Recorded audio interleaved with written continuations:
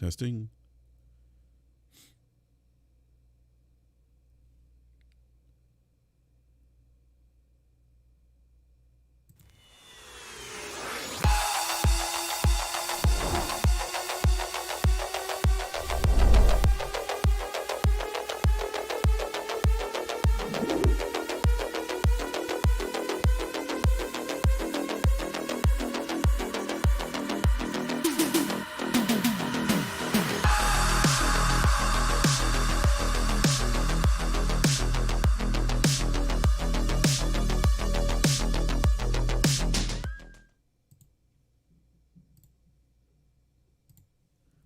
All right. Good morning, everyone. Welcome to BRAP. We got a great show. Great BRAP rant in store for everyone today. We have a returning guest, two returning guests to the show. And we have a gentleman here who hasn't been on BRAP, and it's been way too long. It's been a couple years, to be frank, and a couple years too long. Somebody I've been trying to get on, actually, for the past year, but really excited to have him on. We have Fame Entertainment 2K joining us. Fame, welcome back to BRAP, sir. It's been entirely too long. I am happy to be here, happy to be back. And I felt like we could never really get this thing scheduled out and linked out, but I'm happy we was finally able to make it happen, man. I guess that's what happened when you run shows at around the same time. And Yeah. But I am super excited to be here, man. I'm ready to talk. I'm happy to meet Mr. Badbit as well. But I'm definitely ready, man. We got some stuff to talk about. I'm excited. Yeah, absolutely. It's gonna be, there's a lot of spicy stuff going on. Compliments of Mr. Randy Pitchford, by the way, which we'll talk about. So yeah, it's gonna be a great show. And then on that note, we have returning guest. He's one of the co-hosts of the Trophy Room podcast, which has a amazing intro, by the way. We have Mr. Badbit. Welcome back. What up, guys? To BRAP, sir. Welcome. Thank you for the warm welcome is what I meant to say. Yeah, man, it's fantastic to be here. Anytime you reach out, I try my best, because there is, I love you. I love this show, and sometimes I get the spicier takes like last week. But you know what? This week, or not last week, the last time I was here, but this week, guess what? I'm gonna be a good little bit today. I'm not gonna be angry. I'm not going to try to call out people. It's going to be nice. I'm going to be very friendly. This is friendly bit now today. Also, is it just me? I don't know where you guys live, but like, it's a really shitty day outside. Like, yes, it's raining. It's like that here. It's overcast, and it's affected me mentally because I've been up for 2 hours and I feel like I just woke up. I hate it. Yeah. I hate this rain. No, it's raining down here too, man. It's Memorial Day weekend, and the weather's just like crap. It's like, it's 58 degrees is a high here today. I'm on the East Coast, so it's same thing, man. It's gloomy, but so let me see here, guys. We got a good old friend here, WorryWart, who said he's trying to join. I got to figure out how to get Worry in here. Give me just a sec, gentlemen, because if we can get Worry on here, Worry is just super insightful. Give me a sec here, guys. And I apologize to everyone in the live chat. By the way, big shout out to everyone in the live chat, by the way. Hit that like button. And if you haven't done so, subscribe to the channel. We actually have a super chat already from our good friend Percolator, 9th out, the $5 super chat. Says, shouting, it's too early. LOL, have a great show. Thank you, Perk. Appreciate that, man. All right, I got to figure everybody's like, listen, this is a holiday weekend here in the States. It's raining. Let's lower the volume, but I can't. And you know what? Racer Gundam writes, I kind of like spicy mess, Mr. Babbitt. Don't worry, I'll still bring the spice, but not a lot of things nice. You will bring the spice for sure. Yeah, I'll still bring the goddamn heat. Don't worry about it. Yeah. By the way, WorryWart, if you're listening still, I just sent you an invite to the BRAP chat. Hop in the BRAP chat, and then I can pull you into the BRAP show if you want to come in and join us. So, real quick, I want to go back to Fame, because Fame, you are doing some big things, man.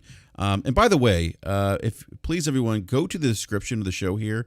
I have provided links to Mr. Badbit's Trophy Room podcast, Fame's Level 1 Gaming website, and YouTube channel. Please support these great content creators. But Fame, you just, I think more recently, has started Level 1 Gaming, and dude, by the way, I think the website, the show, the content you guys put out, it's top notch, man. It's great. Keep up the great work. Thank you. But talk a little bit about that before we kind of get started, because there may be some people here that are listening live that aren't familiar with Level 1 Gaming. Oh, indeed. I will say, just really quick, in the description, it is Level 1 Gaming 20 on YouTube. Someone took the actual Level 1 Gaming before we made it. So if you guys are under the description, it is Level 1 Gaming 20 on YouTube. YouTube.com/Level 1 Gaming 20. But yes, Level 1 Gaming, LV1 Gaming was a love child of mine. If you guys knew me at all, you guys, I used to write at Tick Podcast. Yep. And I kind of ventured off to do my own thing, and I sort of brought over the people who were doing Double XP podcasts with me. And we were all had been in different publications before, writing for different places before. It's like, man, do we all really want to start over? And we was like, yeah, let's just start over. And we kind of dove into the video game side of things by calling it Level 1, because every video game starts at Level 1 at the very beginning. That's where you start at. And so I brought me and my sister, the Floor Hugger, and my brother Dallas and Snips and Demigod Reviews. We started Level 1 Gaming, and we had this idea of just being a grassroots site. And we also wanted to, of course, continue to do YouTube. We had the Double XP podcast, but that branched off into 6 different shows. So now we run 6 shows a week, Monday through Saturday, all different shows, all different personalities. We actually have a 7th show on the way. It's an all-female show, and they're going to be covering some things I don't really want to talk about yet. I kind of want it to be a surprise. But I'm almost trying to build a television network on YouTube, because we're going to have multiple shows running at multiple different times on the YouTube channel. But the website is really super important to me, because not only am I the co-founder and the head of Level 1 Gaming. Uh-oh, we lost somebody. Do we? No, you're good. No, we're good. No, we're good. Yeah, you're good, man. Yeah, Level 1, Level1Gaming.com. Not only am I the co-founder and the head of it, I also write. Sometimes I write 2 or 3 articles a day. I write opinion pieces. I edit. I do a lot of things. I don't just sit back. I have a humongous team of writers, probably about 15 to 20 writers, 4 to 5 editors. So I run the day-to-day of LV1Gaming.com, but I got people in place to help take the load off. So like my sister, the Floor Hugger, she's the creative director. So if you guys see a lot of the art that's been done, it's by her. Dallas is the content director. He does a lot of the video stuff. Baron J67 is our communications director. He does a lot of the contacting with developers and different personalities. So I have a great support system behind me that allows me to run the day-to-day and do things I need to do. And the only thing we ever ask people for is the opportunity to let us entertain you. That's all we ever ask for. So if you search up level1gaming.com, look for the Red Phoenix. That's us. You don't have to like, share, subscribe, but if you enjoy the content and we are entertaining you, then we really appreciate that. Then you can like, share, and subscribe, but all we ever ask for is opportunity as we continue to grow and try to make something special, man. And sorry for being long-winded. No, not at all, fam. I think the work that you guys are doing is fantastic, and that's why I wanted you to talk a little bit more about it in the event that there's some individuals here that either listen later or in the live chat, who don't know, don't know the work that you guys are doing. So, but keep up the great work, man. Like, you guys are just knocking it out of the park, man. But on that note, I do want to make a quick introduction to someone who I've known for quite a few years, actually. Somebody who actually, when I first started podcasting, with this gentleman, and he has one of the most funniest bits on BRAP ever. When I dropped from the live stream one time, and him and Southbound took over the show, that was probably like 6 years ago. But we got our good friend WorryWart in the house. Worry, welcome back to BRAP, sir. Hey, can you hear me? Okay. Yes, we can hear you. Great. It's great to be here. I promised I was supposed to be with you last night with Mooch and all that. I keep promising to come on, and I keep missing it. And then I saw you this morning in here, and I figured I'd give you a shout. Yeah, no, I appreciate it, man. Yeah, we missed you on Crossfire last night, but understand that you had other engagements, so look forward to getting you on Crossfire. Yeah, man, I don't know how I later. can follow that. I mean, I have no writers, I have an iPad and an iPhone. That's about it. But man. No website, no. No website. Yeah, I don't have anything. Jeez, I'm gonna check that out though. It sounds incredible. Yeah, no, it is. It is. But no worry, it's great to have you back on. For those who aren't familiar with Worry's probably you're probably one of the most insightful gamers that I have been exposed to in the last 6 years, and I've had some really great conversations with you about gaming. And actually have That's some what great. happens when you get old, man. The older you get, the more you know things. Unfortunately, I'd rather be young and stupid than old and knowledgeable. There's some, Worry. There's a lot of truth to that, man. It's like with wisdom comes like, oh man, ignorance is bliss, right? Exactly. Yeah, ignorance is bliss. I look back at a lot of the dumb shit I used to do when I was younger. I'm like, I did that? Holy shit! Why'd I do that? I know, right? Yeah, but Console wars still. Oh, I used to console war big time. Yeah, me too. Yeah, I used to look a lot. We're all guilty of that. You're out the game now, though. Exactly. Yeah, That's exactly. the important thing. Yeah. Yeah, I used to wave the green flag when I was a GameSpot moderator for the Xbox forums for GameSpot. So, I want to ask you a quick question. Yeah. Were you a beta tester for Xbox Live? Yes, I was. I was an Xbox Live beta tester. Oh my goodness! I was waiting for someone in the live chat to actually say that. Has Enrique said that yet? But no. I do want to go to a topic here. It's not a topic that's on the list per se, but I want to talk about Horizon Forbidden West because, oh my goodness, that state of play. Oh, Yeah. as you would say, Mr. Badbit, chef's kiss, man. That game looks incredible. 2, I see they fixed my biggest complaint of Horizon Zero Dawn was the melee combat, right? Absolutely. I see if they fixed that, Worry. And I think the great thing about that game is that it's they've added some some new mechanics to it, like the improved melee. You see her now gliding now. I know they were trying to add some flying elements into the first game. They couldn't do that, but we see that now in this game, and the game just looks beautiful. Like I don't want to say it melted in my face, but it almost did. Like it was just a beautiful game. Like I was like, this is awesome. And I'll say this, like Sony is knocking it out of the park right now. Like we're like 7 months into the life of the PlayStation 5, and we just got Returnal. We got Ratchet and Clank in like 2 weeks, and we're gonna get Horizon Forbidden West. Like wow, all within a year of the launch of this this platform, this console. I'm just blown away. Like seriously, like for all the shit that Jim Ryan gets, Sony gets. I mean, they're knocking it out on the games front. They really are, and it's why it's kind of puzzling to me when I see like articles by Kotaku that says you still don't need to buy a PlayStation 5. I'm like, what? I mean, the worst part about the PS5 is that I can't find one. That's the worst. Exactly, Fane. Exactly. If I could speak on that for a sec. Go ahead. Yeah, if I could, because like there's a couple of people, and it looks like some of them, like they're like, I've been playing my Xbox more than my PlayStation or whatever, and you find out they haven't turned on their Xbox in a month.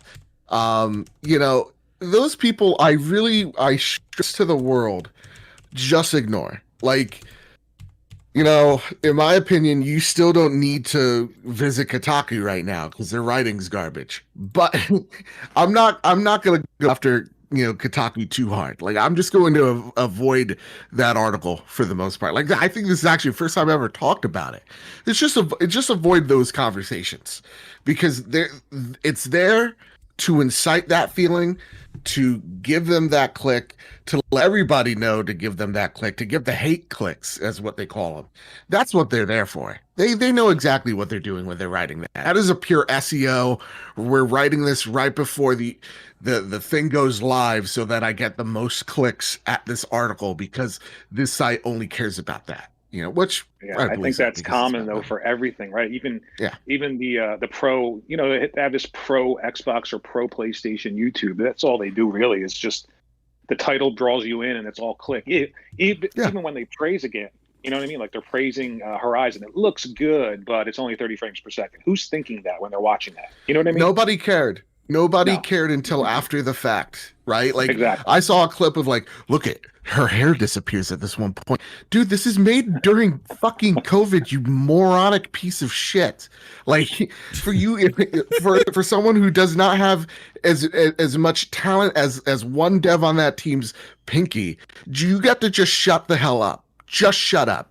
You know what I And thought again, about? they're doing that for the click. They're doing that for the engagement. Guess what? If you're making a definitive list about Starfield, guess what? You're doing it for the click. You're clicking on that for an ego. Like that's why. There's one Sorry. definitive list about Starfield, and it's that nobody knows Like what the hell it is. That's it. Yeah, that's it. Nobody knows. Yeah, Nobody knows. knows. Todd And I Howard- really, even Todd Howard's like, hey, there's a lot of hype for a game no one knows nothing about. Like they're telling you, Yeah. you don't know nothing about the game, but you're making a top 10 reasons why we're excited for Starfield. Number one, because. Number two, dude, there's nothing there.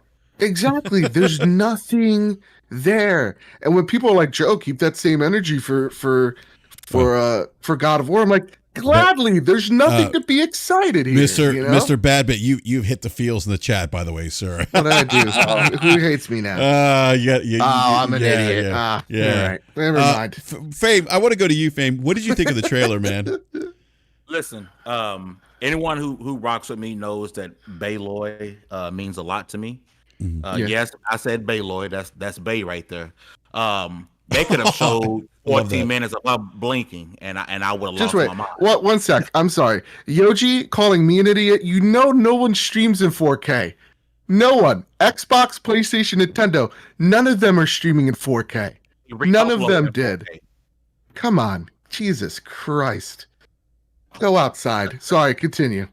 But no, man, like I said, they could have showed 14 minutes of Bayloy blinking, and I would have been excited. Horizon Zero Dawn was one of those games, even though to me it was highly rated. In my eyes, it was still underappreciated as a title. Sure. I bought it digitally and physically just because I love the game. I wish I could have got the collector's edition, but I was out of luck. But what I saw from that 14 minutes of gameplay was everything I wanted. Like you said, the hand-to-hand combat has gotten better. They added new things to the game. They made Bay look thick, but I ain't got no issues with that. Who don't like a thick girl? But the game looked amazing, man. That mammoth, I can't wait to take those big boys down every chance I get. The game looks awesome. I'm still of the notion that the game won't drop this year, and I'm okay with that. You know why? Because I refuse for my PS4 to blow up trying to run this game, baby. I'm trying to get me a PS5, so if it doesn't come out late this year or early next year, I'm okay with that. It gives me a chance to get a PS5 because I don't want my jet engine to take off in my house. But the game looked great. Anyone who's anything negative about this game is just trying to hate. And that's me being a Horizon fanboy. To say, even though I'm a quote unquote Xbox guy, I'm a Bayloy fanboy. And the game looked great. Anyone who's saying otherwise is lying to themselves because they don't like video games. Yeah. No, that's a great assessment. I will say this. My one criticism, and I'll let you get the mic back here, Mr. Babbitt, is the mammoth. I heard you talk about the mammoth, like that combat sequence. And I was speaking with Erica Cuts for the Win last night about this on Crossfire. I think like big boss battles. I think my Bloodborne and Souls like me being a big fan of those games and those big boss battles, I think those games ruined big boss battles for me in other games. I feel like the bar is so high for me now. Like I saw that, like she was fighting that big mammoth, and I'm like, oh, that's like in the world of Horizon, like that's probably awesome, right? But I kept thinking back, like, this is not like Souls. Like I don't know why my mind kept going there, Mr. Badbit, but it did. And I think there was something. I think Erica, she wasn't a big fan, if I'm not mistaken, of the monster combat, right? She was what? I'm sorry, can I hear you? I said she was kind of like lukewarm on it. She was like, it didn't really. Yeah, I could definitely see why it didn't, for sure. I really love that Horizon's combat in terms of like fighting the big giant kaiju. So like seeing, I think, what that fight demonstrated, first you're going to be fighting those things a lot, I have a feeling. I don't think it's like one big boss. I think it's several of those. But I think it showcased the destructibility of Horizon going to the next level. So like when she's shooting the big giant ray gun at the back and you're just seeing all the metal fall off, that's one thing.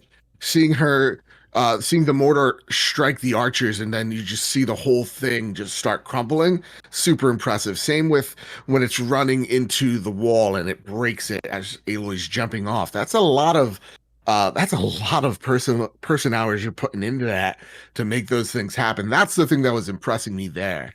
Same with the melee combat. Melee combat feels like it gives you just enough depth to feel satisfying, but giving you more mobility. Like melee combat is more to get people away from you so that you can start shooting them with your bow, because that's what they want that combat to feel. So, you know, I have the coffee pod like gif on the Twitter, but like when she stabs the staff in the ground, you see the sand move outward.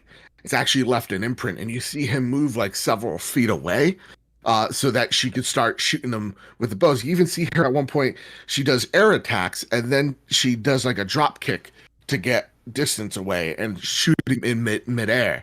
That's what I'm liking about the combat. I like how in this trailer they addressed every issue that the original Horizon had. And that is like facial animations. Facial animations were still telling Horizon. They're addressing that here. First thing you see is people's face and how emotive they feel. The second thing was the melee combat, and they addressed that right off the bat. And then they also, showed her hacking things immediately, and not just docile animals, but like those raptors that were really fucking cool as well in the beginning. So I really liked what I saw. As a huge Horizon fan, I owe that game a lot, because without that game, the trophy room wouldn't exist. So yeah, I loved what I saw out of that trailer. It impressed the crap out of me. But listen, nothing tops the Bloodborne boss fight. Yeah. Worry, man, what did you think about this? The 15 minutes of gameplay they showed? When I was watching it, the one thing I kept thinking about is this game was built with the PS4 in mind. So what the hell is going to happen when they develop for PlayStation 5 natively? You know what I mean? Yeah. And the second thing, that maybe it's just a me thing, but when I watch these demos and I see these games, the last thing I think about is resolution and frame rate, right? I'm just watching what they're showing me, and I can't believe that I'm going to play that. And I think that comes through when you watch stuff like this. And I was watching David Jaffe's reaction to it, and literally the first comment in his section was, "This looks like 30 frames per second to me." And of course it doesn't when you're watching it on YouTube. You know what I mean? It's just people that have this, I don't know what it is, why they have to just, break these games down into like the minutia of what's happening. But I just think it's about what you're seeing and what you're going to play. And I think that's super, super impressive that they're doing that with PlayStation 4 tech in mind, let alone PlayStation 5. Yeah, that's a great point. Where I mean, and the demo we saw was running on the PS5, but you're right. Like the fact that they had to, right. I mean, it's just going to be better resolution and frame rate, right, on the PS5. It's not going to, I don't know if they're going to have like a high end texture pack for PlayStation 5, but I mean, you're probably going to get pretty much the same game on your PS4. Something else I was thinking about, imagine somebody who just bought a PlayStation 4, right? Not the Pro, just the PlayStation 4. That's the only system they've owned this generation. They pretty much won the generation in terms of content, didn't they? Yeah. I mean, it's crazy. It's absolutely crazy. Another thing about Starfield, I don't want to make it sound like I don't want people to be excited about Starfield. No. Someone's going to call you an idiot if you get hyped over just a logo. I'm married. People call me an idiot every day. It's fine. we're all part of the same club. Yeah. Yeah. Well, I feel I know what you mean, man. The thing about not being excited is there's a pedigree behind God of War already. You know what I mean? We know what the first game did. So being excited about the second is a lot easier than getting excited about something that you haven't even seen yet. There hasn't been a first Starfield yet. We haven't seen anything other than, Todd Howard's previous work. And I mean, it's good, but I mean, it has to be much better than that to be a great game, right? It can't just be Fallout in space, because we've already had Outer Worlds, which is pretty much Fallout in space. Mm-hmm. That's a good point, man. The pedigree, I think it does sort of work in a way as well with Bethesda, because other than Fallout 76, I mean, Bethesda has been one of the most beloved publishers / developers in the world. So I think for my excitement, and I'm not even a Fallout guy. My excitement comes from something new. This has been a new game, and for the people who actually play a lot of Fallout, telling me things excited about the game. But I think some people using that same terminology where they're like, "Hey, well, Fallout 4 and the rest of the Fallout games were great. 76 was a hiccup. It was a mistake. It wasn't the greatest game in the world." But I think that's where some people's excitement come from. But a lot of people are just excited just because console war list, game over here, not over there. That's where a lot of it comes from, and it's unfortunate. Like absolutely. I said, I'm a quote unquote Xbox guy, but I'm like, dude, like. Let's let E3 is gonna tell us a lot, right? When E3 comes and goes and they show gameplay, then everyone hop on that train because we finally can see what's going on with Starfield. But I think right now there's a lot of reasons to be excited if you're a Fallout, lover. Yep. There's also a lot of reasons you should hold reservations. Like, I have no idea what this game is about. Let's just wait until June 13th and then I can be excited. Yeah, 100%. That's your point. That's what I always try, because we oftentimes get way too excited, and then when the show comes out and we have all these leaks and whatever, and then when the show happens, it's like, oh, none of those things really happened, and you get bummed out by it. And like, that's what I say, and apparently someone doesn't like it, is like, set your expectations accordingly. We have no idea what this game is, so like, it could be Peggle 3 for all we know. So just keep you say Peggle 3? Yeah. So like, just keep the excitement at base. You could be excited for it, but you don't have to be evangelical about it. And that's what I feel like. Like what one of us said. I think Worry said it, where it's just like a lot of the excitement, quote unquote, comes from the fanboyish element of like, look what we have and PlayStation don't, and it's just like, settle down with that. That's stupid logic. And just know that there's a new game. That's cool. And then when it comes out and you actually see it and you actually know what it is, you could then make a definitive list of what you know about the game, and you can make a definitive answer if that game speaks to you or not. Just with Hellblade, I want people to, because you know what pisses me off, because in 2017, two of my greatest games from last year, my favorite game from last year came out, was Horizon Zero Dawn and Hellblade. And what pisses me off, number one, is that the people who didn't play Horizon Zero Dawn and people who didn't play Hellblade, I want the excitement that people have for Starfield to have for Hellblade 2. Go back and play, because I played that Joker day one on PS4. I played it on Game Pass. I bought a physical copy of Hellblade. I dive into games I love, right? Have this excitement for Starfield, for Hellblade 2, because if you go back and there's something you can go play to give you an idea on what the game is going forward, go back and play Hellblade and have the same excitement for Starfield for Hellblade 2, because I guarantee you, screen cap it, record it. I guarantee you, Hellblade 2 will be that game. It's going to be an amazing title. Yeah, What do you think about the combat in Hellblade though? The first game. It was, you can tell that it wasn't a big budget game because the combat was lacking. There was a lot of repetitiveness to the game. I think a lot of things about Hellblade really was you falling in love with Senua and her story. Yeah, it looked incredible. I think now that their entire team is together, because a lot of people, if they did not know, the Ninja Theory team, even back then, they were split into making different projects. Even back then, right? There wasn't the entire Ninja Theory team behind Hellblade. So now you got the whole team back together. They're focusing on Hellblade 2. They got big Microsoft money behind them. They have the opportunity and should evolve the combat while still being the core of what Hellblade is, giving us a great story from an amazing character. I want them to pipe down on the puzzles just a little bit, but the combat was lacking in the first one. But now that they got the whole team together, they got the Microsoft's unlimited money behind them, that combat has to go tenfold, or it could be an issue. Yeah. And just looking at like the clouds, like that they were teasing out, that was legitimately crazy tech they're working with. Like, that is already, just from that one screen, the best skybox I've seen in a video game. Like, those clouds look genuinely real. Yeah. And that's awesome tech. Yeah, like I'm excited for Ninja Theory's game. keeping that base level excitement though. I want to see that gameplay and how it evolves. I know Ninja Theory's of incredibly talented studio, and what they did with a team of 30 people on that game is nothing short of remarkable. Yep. But I want to see more of it, and hopefully we will. But I'm also, it could be Microsoft's Naughty Dog. oh, absolutely. But I'm also keeping myself, again, leveled expectations, because we know what the global panorama has done to games right now. It's delayed a lot of things. Okay, we just got the first look of Far Cry 6 gameplay. That game was supposed to be out in February. By the way, how great did that look too? Oh, it looked pretty damn good. It looked like a good evolution of Far Cry. But again, like, keep that expectation in lock, team, because who knows? Yeah. Well, I mean, that's fair. I mean, it's fair. I think, like what our good friend Jeff Grubb has said about Microsoft E3, kind of temper expectations, if you will. I don't think it doesn't sound like there's going to be any megatons or anything like that.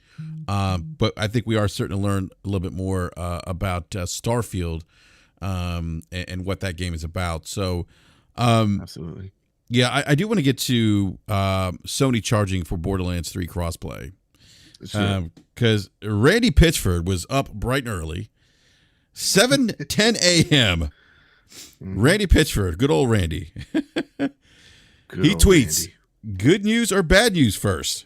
Good news. An update for Borderlands 3 has been prepared for release that includes full crossplay support across all platforms. Bad news. For certification, we have been required by the publisher to remove crossplay support for PlayStation consoles." Now, on the heels of this reveal that Sony basically more or less charged Epic to allow crossplay of Fortnite on PlayStation, the optics of this are that, in fact, Sony's trying to charge again, and the publisher, I think 2K or Take-Two, is like, again, this hasn't been confirmed, but much of the speculation amongst the community is that it looks as if Sony may be charging for Borderlands 3 crossplay, right? Now, if this is the case, if this is true, I got to say that I think that's I think the optics of that don't bode well for Sony. Especially when your mantra for such a long time was it for the gamers, for the players? I forget. For the players, yep. For the players, right? And, for the players, by the players, yeah. Yeah. And you're not really being for the players in this case. It's not a very pro-consumer move per se. I'm not saying it's anti-consumer. I think the two get conflated sometimes, but it's not a pro-consumer move. And it doesn't look well. I mean, considering the leaks of, what went down with Fortnite, we saw the emails, and I get it. These are businesses. Businesses don't typically enter agreements unless they benefit from said agreement. Like, you're not going to do something as a business that doesn't make sense for you. And if this is true again, I just don't think this looks good on Sony. I think it's going to feed this narrative of Sony, not being for the gamers, and not giving a feature set that, look, your competitor, in this case Microsoft, isn't having these or trying to strike deals with publishers to allow crossplay on the Xbox, right? So you have that. So I don't know. What do you guys think about this? And I'll go to you first, Fame. What are your thoughts about this? Do you think that, in fact, this is Sony charging? Again, none of this has been confirmed per se, but the optics of this appear that it is. What do you think about this? Right, and we're going to start by saying allegedly, right? From writing so many articles, I always have to use the term allegedly. So, and that's what we're going to base that off of that, right? A lot of the narrative you're going to see from people is, well, when you're the market leader, you can do things like that. And that's such a bad way of looking at the situation, because market leader or not, if your competition is doing something, you're gonna go. You have to go along with it. If there's something that's in a positive and step in the right direction, you go along with market leader or not. If this is the case, it is a bad look, because I'm frustrated with games like Avengers, right? I am one of the 2 people, along with a Symbol Show, that plays Marvel's Avengers, right? And it doesn't have crossplay. And it doesn't make any sense why it doesn't have crossplay. If Sony is truly charging all these publishers and developers, hey, You want to play crossplay with us? We're going to charge you this fee. I think it's a load of crap. Sony makes they talk about all the time how much consoles they done sold, how much software they done sold. Sony is making money hand over fist. This is one thing to where you shouldn't worry about your pockets. You should worry about your gamer. Games survive longer with crossplay. I play Outriders daily, and I play it on my Series X. But I guarantee you, it's better with crossplay, because if I was just playing with a lot of Xbox gamers, I didn't have crossplay enabled, didn't know I didn't have it disabled. A lot of times I couldn't find a lobby. Crossplay keeps games going longer. It's funner that way. I shouldn't be restricted to playing with Mr. Badbit because he's on PS5 and I'm on Xbox. We should still be able to play together regardless of platform. Sony makes a lot of money. Microsoft makes a lot of money. Sometimes it's okay as a board to say, you know what? Let's take a little hit here because our gamers would appreciate that. We're gonna make them happy. So allegedly, this is what they're doing. We don't have any proof. But if that is the case, it is a bad look. Will most people care? Hell no. Yeah. In our echo chamber of Twitter and YouTube, we care. We're going to talk about it. But in the grand scheme of things, the casual gamer could care less if they're playing with someone on Xbox, right, or someone on PC, right? They don't care about what Sony charging for this. But in our echo chamber, it is a bad look, and I think they need to go ahead and take whatever small, minuscule financial loss and just let every game be crossplay. This is stupid at this point. Crossplay is a mandatory thing for games this gen, in my opinion. Absolutely. Yeah. I agree with you 110% there. As a PlayStation gamer, I remember when Fortnite was like, hey, don't blame us, blame Sony. Why you guys don't have crossplay? The whole play together, survive together thing. We called Sony out blatantly of how bullshit their defense was of like, we're doing this for the kids. It's like, you're not doing it for the kids. And reading into this and knowing what now we know, between the Apple v Epic case, I pulled something up from PlayStation's investor report as well. We know that PlayStation is the only company that will charge you for crossplay that we know of. We know Xbox does not. We know Nintendo does not. I don't know about Steam, but we know that console wise, platform wise, they're the only ones that's stopping this. Now, you might say, okay, well, like, why is this the case? Because they make so much money off their hardware, one would assume. And here's why. So back in 2013, software sales were software, services, and peripherals, and that's with microtransactions lumped in. 52% of their revenue gained by that. 48% console. Now, fast forward to 2020, services, software, peripherals, 80% of their revenue. Only 20% comes from consoles. So if you're a PlayStation, if you are Big Daddy Jim Ryan, and just like what Gio Corsi, the guy that with the jerseys with that Vita Lives stuff. He's supposed to be a friend of gamers. He goes, yeah. I understand how that benefits gamers, but how does it benefit us if someone's logging into Fortnite on their phone to buy the skins that they're going to then play on PlayStation with? No. That can't happen. So I understand through a business lens why PlayStation doesn't want this and why they charge it. And at the same exact time, they have the right to. It's their company. And this is shit that I don't even like. They have the right to. Now, does it make it right? Absolutely not. Yeah. Back to what Fame says, right? If Xbox is doing it, which they can definitely afford to do that, it could take that loss. Absolutely 100% can. And if Nintendo can do it, which they do it because they genuinely don't care about online for the most part, that's why both of those companies get to do it. And as a gamer, we profit out of that.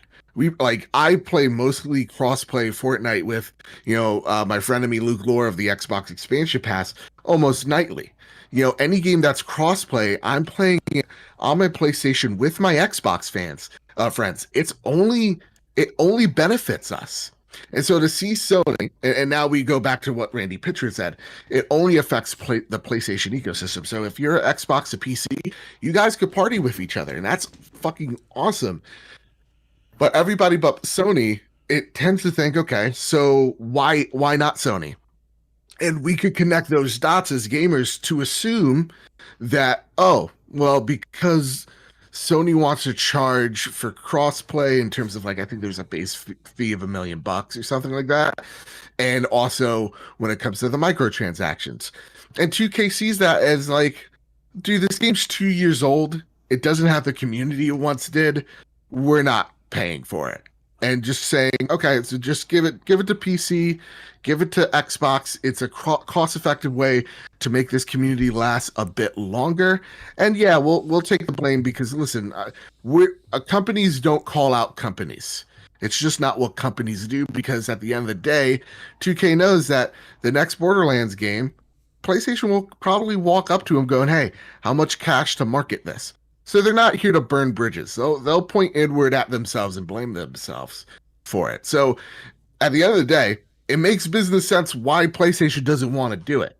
But for us as gamers, we need to demand better. We need to say, no, I don't care about your bottom line. I really don't.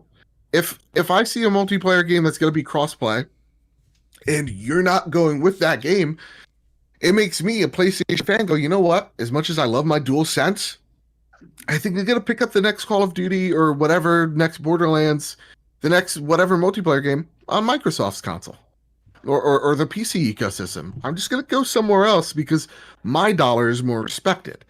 And so, that's why, to me, it's so black and white. It's like, yeah, we can assume that maybe there's something on the back end that happened, but honestly, it makes it pretty clear. Now, at the same exact time, Chivalry 2, which is a Tripwire game, they're a AA publisher and developer, they're doing a Chivalry 2 crossplay beta test. So some games will say, you know what? We'll take the hit just to be on the PlayStation ecosystem as well as the Xbox ecosystem, so that we can have this this community long term from the get. And I think that's how most games are going to be, multiplayer game wise. You're going to probably see them take that hit just so that they can have both ecosystems. But it's not fair for us, man. It really isn't, and it definitely sucks because I want to play on my PlayStation. I prefer that ecosystem, but if they don't prefer me having an easy way to play with my Xbox friends, well, I also own an Xbox, so I'll just play that stuff over there, Yeah, that's a great point, Mr. Badbit. I want to go to Worry on this. Worry, what are your thoughts about maybe Sony potentially charging for crossplay with Borderlands 3? I agree with everyone that it doesn't look good, but I also agree that most people aren't even going to know about it. You know what I mean?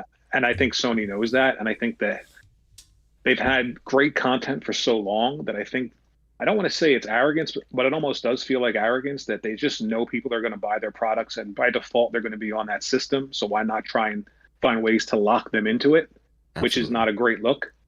Yeah. Another thing about the profitability and 80% going to software and services, that's before the consoles break even. And they did announce at an investor call last week that by June, the PlayStation 5 is going to break even. And then shortly after that, start making a small profit. Now, you're never going to make as much as you will by locking people into a monthly subscription service, right? But once you do break even, and they're breaking even before Xbox is going to break even, I think that's because they've got Xbox essentially has two different consoles on the market, so it's going to be a little bit harder for them, but they will as well. Again, cross-play, you have to give people, you have to give it to people. I agree that it's something that should be mandatory, right? But I mean, it's like Xbox charging for free-to-play, right? They did it for so long because nobody really cared, right? Except for the knowledgeable people, the hardcore people, but casual people didn't even realize that they were being charged to play free-to-play games. So they did it as long as they possibly could, and then they had to change. And I think Sony's going to have to either be forced to change because of a more knowledgeable casual base, which I don't see happening, or they're just going to have to be forced to change by the industry itself and developers, which I think is going to happen a lot sooner than the casual base waking up to the fact that they're being, screwed over. Yeah. Yeah, no, that's a great point, Worry. I mean, you know, but I will say this. It's really interesting though, from Randy Pitchford's perspective, that Randy's just going to throw this out there on the Twitters, right? And does Randy potentially burn bridges here? You know, I know we talked about that, Mr. Badbit, behind the scenes on DM.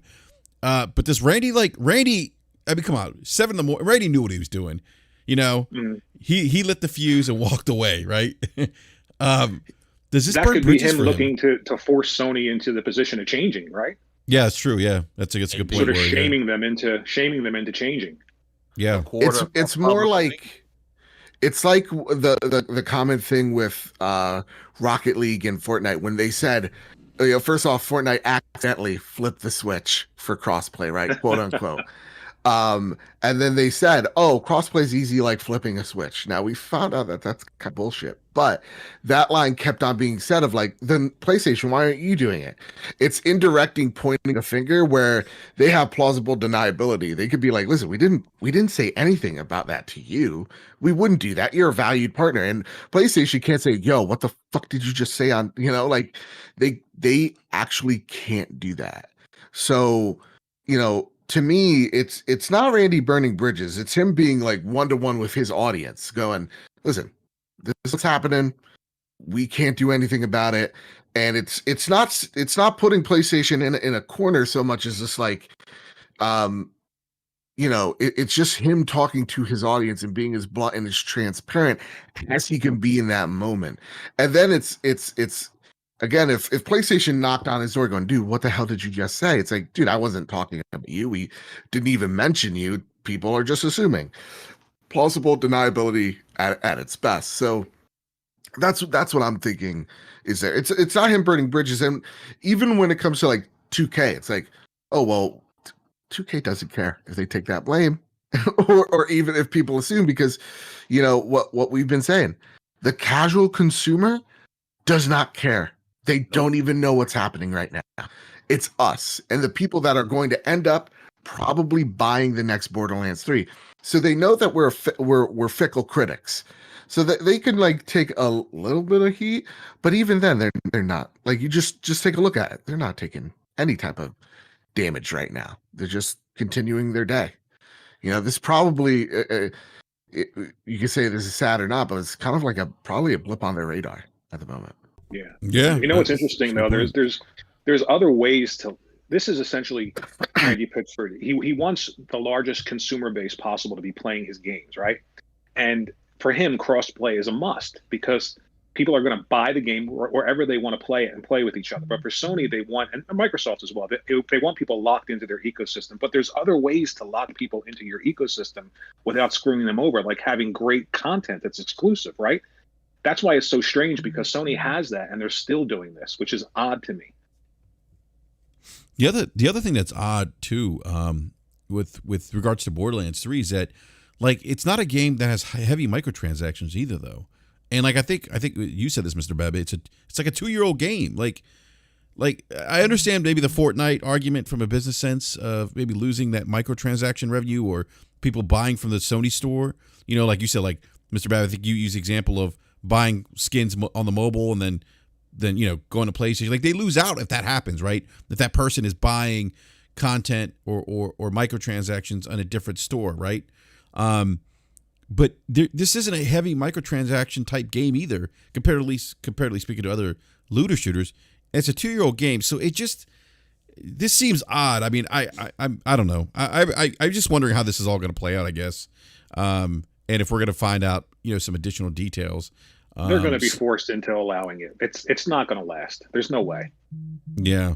So you think they're going to, assuming Worry, that Sony's charging a fee, you think that 2K is going to be like, all right, we're just going to give in and pay, or is it going to be like Sony saying, you know what, we give in, we're not going to charge you a fee to allow crossplay? Well, I mean, this is why, you know, having a large base of people buying the product helps, right? If there are a lot of people out there that own PlayStation 5s, then they're going to have to give in, right? Eventually. Yeah. They're not going to say no, but it's still anti-developer more than it is anti-consumer. Do you know what I mean? Ooh, that's a good point. Yeah. Right. When you begin to see a lot of games be Xbox and PC crossplay on third-party titles, Xbox and PC crossplay only, then it would force Sony's hand. Like, because now, all right, now it's not just one game, it's 10 games, it's 15 games. And these people saying, you know what, we're not going to pay you anymore, so we're going to make crossplay PC and Xbox only. Then Sony will drop their fee. With just one, I don't see it happening. But when it becomes a big issue with multiple titles, especially, I mean, who's playing Borderlands 3 right now? Not a lot of people. And no shade to Borderlands 3, but when the next big title comes out and it's not crossplay with PlayStation, that's when it's going to be an issue. That's when they'll drop their fee completely, and they'll make it publicly known as well. Yeah, like this Borderlands thing, I kind of doubt PlayStation's going to do anything. It's just as is. I saw one of my friends who actively plays. He actually blames Randy. He actually blames Gearbox more than anything. He's like, dude, Randy, you said before this game even came out that you were working on a solution to crossplay. It's been almost 2 years and you finally did it when the community's pretty much up and left. Shit. Like that. So, you know, that's a great point, Mr. Babbitt. Is it almost too little too late, you know? It absolutely is. And so, like, to me, I don't think the next Borderlands will, like, you'll have crossplay on PS4. It's like the game that's going to do it is like, let's just say this next Call of Duty, PC and Xbox crossplay only. You know, and that's the only way. You know, that happens. That's why it's going to be interesting. What is the next game that announces something like this? Is there a next game that does this? Because I bet you $1 million Battlefield will be crossplay on everything. Right? Because they can't afford, companies don't care about moral stances at all. They take moral stances when it's safe, calculative, and can still make profit off of it. So like they're not going to take the moral stance of everybody deserves to play crossplay. So we're not going to put this game on PS4 crossplay because we don't want to pay for it. It optically doesn't look great. It's like for them, it's really like, well, listen, we just want to make money on this thing, so we'll put this where we can, and hopefully Sony comes around. But here it is. We'll pay the money because PlayStation's the market leader. Until the day that they're not, and that changes, yeah, and it will change. By the way, this will change eventually over time. Sony's gonna always be. Because of its worldwide appeal, Sony will always be the market leader. Always. That's never going to change. Because if it starts shrinking, appeal. If it starts shrinking, they'll pivot. They want this market dominance. Don't think of them them not talking as much as Xbox as them being docile.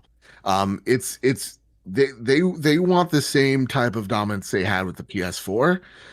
So they'll pivot when they need to. Like, look, market leader, crossplay still on Fortnite. Why? Because or crossplay happened because Fortnite was so big that Sony could not avoid it, and so that's why they put that there. So to me, they'll always be the market leader, but you can still shove them in the direction of positive change for sure. And I think Sony, and I think a lot of us gamers as well realize that this generation is going to look a lot different from last gen, just because Absolutely. There's no way Xbox can go anywhere but up from last gen. And I know we keep hearing 23 studios, but what are the games are coming? When those 23 studios start to kick and start to roll, you're going to say, oh, okay, now we understand why. So this isn't, and again, I think PlayStation will always be the market leader because its worldwide appeal is just so big. And I don't see Xbox, not yet anyway, really tapping into those Asian markets and things like that.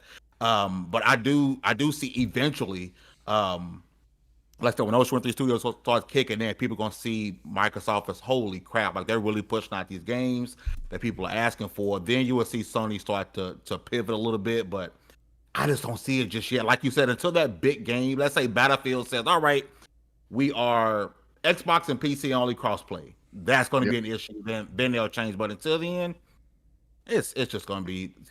Exactly.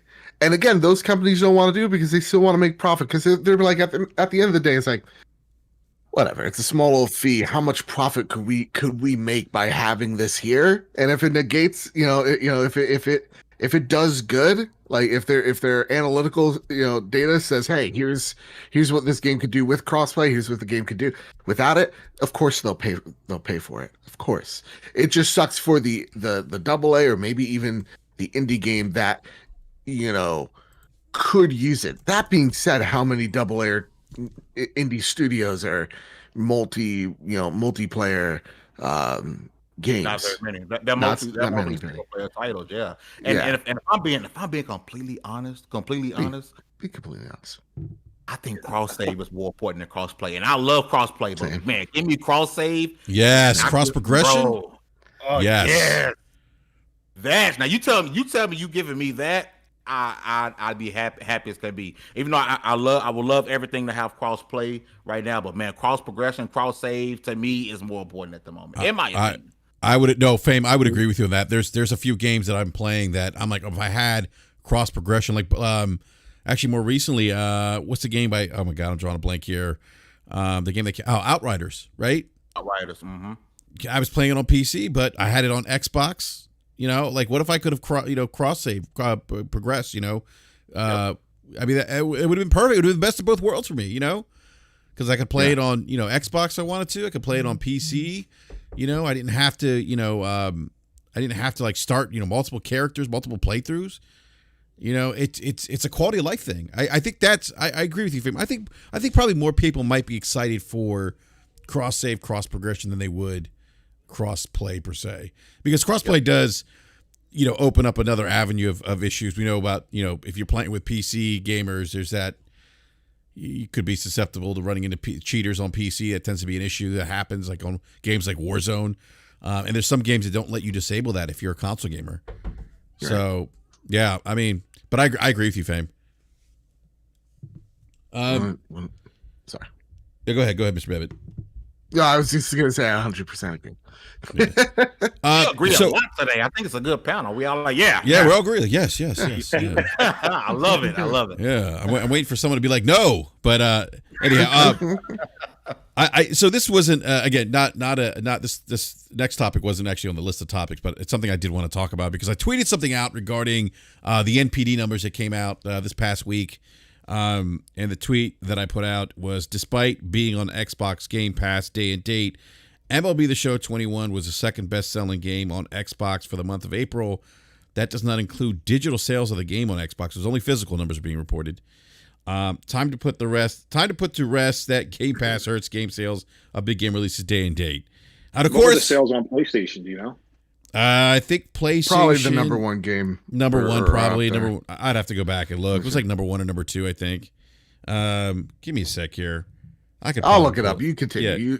Look. Let us know, Mr. Badbit. But I put that out there, and because for a long time, and Worry, I don't know if you've seen this narrative going around, but there's been a narrative regarding Game Pass that one, Game Pass will kill the gaming industry, which I don't agree with that. Two, if you release a game on Game Pass day and date, it's going to kill game sales. And, there is data out there. I know because I've had this conversation with Matt Piscatella from MPD prior to like Outriders. MLB The Show was number one. MLB The Show was number one on PlayStation. Yeah. Okay. Yeah. But there is data out there that suggests that that games, and this is prior to games like Outriders, and even I think Forbidden West even charted NPD, and that game came out day and date on Game Pass. But so you have Outriders, you have MLB The Show. These games are big AAA games, day and date on Game Pass, and you see them charting. Outriders charted number 3 for Xbox, and now MLB The Show charted number 2. And so the narrative's been that if you do this, it's going to kill game sales. And I don't agree with that. I think, and of course I tweet this out, and people are saying, well, if Xbox only had 10 game sales and 6 were one game and 4 were MLB The Show, it'd be the second best selling game. Be sure it's like don't give me a 7th grade word problem here. Well, I mean, if little Jimmy has Game Pass and little Sarah has to buy it, what are the chances that little Eric is like? Look, I get that. I can certainly understand the conversation of wondering how many units did it move. I get that, but I will say this: there is something to be said though. because this game can be quote unquote played for free, if you will, or you could try it out the service for $1, right? Or if you're like me, you're locked in for 2 years. You don't have to pay $60 for this game. But I think what we're seeing is, in fact, perhaps these two models can coexist, and I think that's the case. And Matt from MPD, and I'm kind of paraphrasing what he said, but he says something to that effect that the market is so big now that's not a zero-sum game, that you can have dueling business models or two different business, I should say dueling, two different business models that can thrive in this industry, just given how big the industry is, number one, how big gaming is, and then and the fact that we haven't even hit market saturation yet for the gaming industry, right? So there's a potential opportunity for the industry to grow even more or less is what he's saying. But I again, to your point, Mr. Badbit, about the whole, first grade or second grade math problem. But I got that a lot from this tweet, and you could make that argument for any game that charts, even just on NPD, right? Yeah. Well, how many games did Call of Duty, Modern Warfare sell, right, or whatever? Because I think COD was the top selling game. Yeah, I mean, like we could make that argument for all, for any game on NPD. Well, we don't know the numbers, so how it says number one, but what does that mean? Did it sell 50 copies? And then you don't know, right? Yeah. But my point is that I think we could probably put to rest that narrative that Game Pass kills sales day and dates, and MLB The Show, and we don't know the numbers, but I got to say, I wasn't expecting it to chart number 2. I thought it would at least chart. I thought probably the top 10, but the back 5 of the top 10, or maybe number 5. But was really impressive that it charted number 2 without digital sales being counted. And more gamers are going digital now. Yeah, I mean, I'm an old head. Give me physical all day, but exactly right. More gamers are going digital. And I think, and the weird part is, I think MLB, because right now it's one of the few games not offering the 20% off. I think it will when it gets ready to leave, offering that. Because in Game Pass, if you buy the game while still out the Game Pass, you get the 20% out the game if you go to own it, right? If they're not offering that right now, but I almost guarantee you it will at the end. And that's the beauty of it, man, is it doesn't hurt. It doesn't stop you from buying the game, number one. It can be, if you want to look at it as a glorified demo, you can, before if you truly want to quote unquote own your games, right? I think at this point, almost every Game Pass narrative has to die, because you're seeing publishers and developers come down and saying, hey, our game is being played like crazy. Our sales went through the roof when we went to, I think the people from the Descenders, hey, our sales went through the roof when we went on Game Pass. I think a lot of those narratives with Xbox Game Pass are pretty much going to die, if not dead already, because it's not stopping anyone from also purchasing the game. Yeah, that's a great point, Fame. And there is data, like what you just described, developers saying that.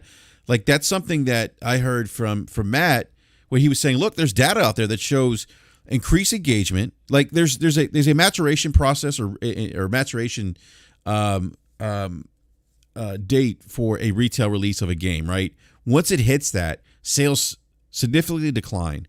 And what Matt was saying, the data was showing that when games were going into Game Pass, sales went up for that game again, after it hit that maturation point. So there is data out there that shows that, like you said, Fame, that some of those preconceived notions of, it killing games or killing the industry or hurting games day and date, there's some data out there that says otherwise, and I know some of the live chat saying Gears 5, anyone, look, I mean, Gears 5 didn't sell well. I don't know what the engagement numbers were. Didn't that game, though, for the first week have bigger numbers than Fortnite? I don't remember. Well, I should say Gears 5 did have a high level of engagement, though. It did. Yeah. I don't remember what the numbers were, but it did actually have a high level of engagement. I think it was attributed to Game Pass. Mm-hmm. Yeah. Go ahead, Worry. You were saying something? I'm just saying I was not a fan of Gears 5. The story was just, oh my God. But as far as Game Pass, killing games, for me, I'm probably going to have like an unpopular opinion here, but it's not about what games are in Game Pass. For me, it's about what type of games are going to be created with Game Pass in mind. And I know Lord Cognito says this all the time, right? Just one. I just want one game that's like a Last of Us, right? That kind Yes. of quality. Yeah. I want That's a good one point. game from Microsoft knowing that it's going to go into a subscription service. Are they willing to spend? I know they're willing to spend $8 billion for Bethesda, but after they buy all these studios, what type of money are they going to be willing to spend to create games knowing that they're going into a subscription service day and date? I just want one high quality game. I know Hellblade 2, we were talking about that. That could be that game. As long as I get one game like that, I'm fine. I don't care about day and date. I don't care about third-party games. There's never going to be, there are going to be games that never go to Game Pass, right? Call of Duty, I don't think is ever going to slide into Game Pass day and date. There's a rumor that the next Battlefield will, right? I don't know about that either. But I mean, with Game Pass, because it's a subscription service, they almost have to be steered towards having some sort of multiplayer engagement with these games. So are they going to spend for big single player, character driven, narrative driven worlds for Game Pass? I don't know. And that's what bothers me more than, if a game's sales are hurt by being in Game Pass. I'm just waiting for that one game that you can look at and you can say, well, this is a game of the year contender and there's no multiplayer component to it. The characters are incredible. The world's incredible. Like a Horizon, right? Like a Last of Us, like a Ghost of Tsushima, something like that. If I can get that, I'm fine. I will say it's going to be a while. I agree with you 100%, Warrior. It's going to be a while because they do have, and it's to be seen. It's to be seen. We have to play the games first. But when you see something like, okay, now we know that Microsoft has full control of the Outer Worlds. Most people play Outer Worlds, love the Outer Worlds. It's a really good game. So Outer Worlds 2 is going to be in Game Pass, day and date. Outer Worlds 2. You got the Fable, Hellblade, Avowed. It's going to be seen. It's going to be if those games are good or it's to be seen. But I do see a future to where those type of games are, because I mean Microsoft can't say, all right, here is our quote unquote The Last of Us 2 and it's not in Game Pass. Everyone's going to unsubscribe because I will. Everyone's going to be out of there. So that day will happen. In the meantime, I do think, to your point, we're going to see more third parties in our day. Well, not the Call of Duties, but I told people, I think at this E3, you're going to see, they're probably going to announce at least 2 to 3 third-party games is going to be released day one at the Game Pass. Until those studios get up and running, they have to rely pretty much on third-party at the moment. That day will come, but man, it's going to be a while. I'm talking late 2022, early 2023 before those big single-player at Game Pass games happen. Yeah. By the way, Gears 5 had 3 million players at launch. Hold on a second. Yeah, that's a genuine question. I'm not like Gears 5 had 3 million players at launch. Now in terms of sales, it had 25% less hard copy sales than Gears 4 as players opted for the digital subscription service route, which is Game Pass, to play the game. Now, people are going to point to, well, that hurt the sales of the game, but here's the thing. Microsoft also has pivoted. They pivoted. Look, they don't want that one-time sale anymore. They want that reoccurring revenue, and that's the thing that people don't realize, kind of the pivot, if you will, that's happening with Microsoft's business model. They want to be the Netflix of gaming. And they want to, they can make more money. From what I understand internally is if they hit like 45 million subscribers, Game Pass subscribers, they'll make more money than they will releasing a successful big AAA game. And that's frightening to me. You know what I mean? Yeah. Well, don't worry. Well, that's the thing. They have to have quality content, because if they, and that's the thing. You made a great point about like having that one game. Like I think you said The Last of Us, right? Was that I think that was the example you gave. I'll say this much to your, like, I'm a little concerned to this point where I don't want every game to be a multiplayer game on Game Pass. I don't think that's going to be the case. I hope that's not the case. Because I think with the games like like Hellblade 2, that's not going to have a multiplayer aspect to it, right? We don't know. Hopefully it doesn't. I wouldn't put money on that. It doesn't. I really hope it doesn't. I think for them, I think And you listen to what Todd Howard said. Todd Howard during the Bethesda conference said something really interesting about Game Pass. He said, Game Pass allows us to take creative risk that we wouldn't be able to take without having Game Pass as a platform, right? Meaning that, we wouldn't be able to release games because they may get lost in the shuffle or they may not be, system sellers or ones that would sell a lot because they're, maybe don't fit, what the general population is looking for. And I thought it was interesting because now he's saying, look, we can make games, and you look at games like Arcane Studios, Arcane with Dishonored. I think Dishonored 1 and 2 are great games. Unfortunately, absolutely, they didn't sell well though, right? Arcane almost shut its doors. So Game Pass does offer studios like Arcane the opportunity to make the kind of games they want and not have to worry about whether or not, whether or not they sell, 1 million copies, 2 million copies, or whatever the case is. Now, that's not to say that, that Microsoft isn't looking at engagement numbers with these games. And I'm sure Microsoft, there's got to be some kind of internal metric they're looking at, in terms of quality, because you also don't want a bunch of shovelware going into Game Pass either, right? Yeah. And they do that. They do watch out for that stuff as well. Yeah. Sarah, I think that's Sarah Bond's job actually is to make sure that shit is good on their service. Yeah. Yeah, but I think that's, word to your point about that one game. I think we all agree on the panel. We all want that one game from Xbox, and we talked about Horizon Forbidden West earlier, and Microsoft still hasn't shown us that game. That shows. We heard a lot about the power of the Series X before the release of that console. It eats monsters, and it's I haven't seen anything that shows me that console eats monsters yet, right? And I've been wowed by Ratchet and Clank, Yeah. Afternoon, gentlemen. Sorry. Slow-mo. Slow-mo. Slow-mo. I want to make a formal introduction. I don't know if you know Fame, Slow-mo. I think you do. I'm very, very, very familiar with Fame. I've checked out his show a few times. What's up, bro? But I also want to introduce you to a legend, Mr. WorryWart.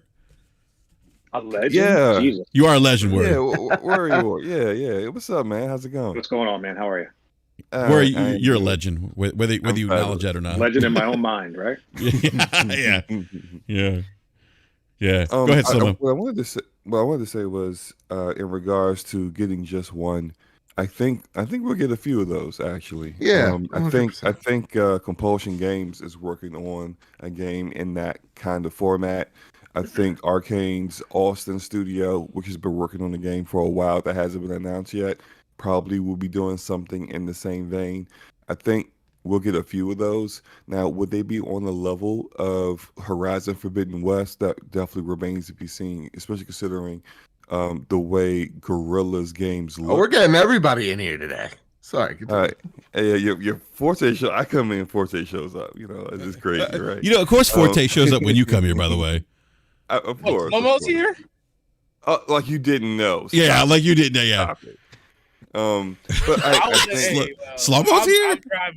I'm driving from the airport, so I didn't want to be on a podcast while I was dropping my wife off at the airport. Mm-hmm.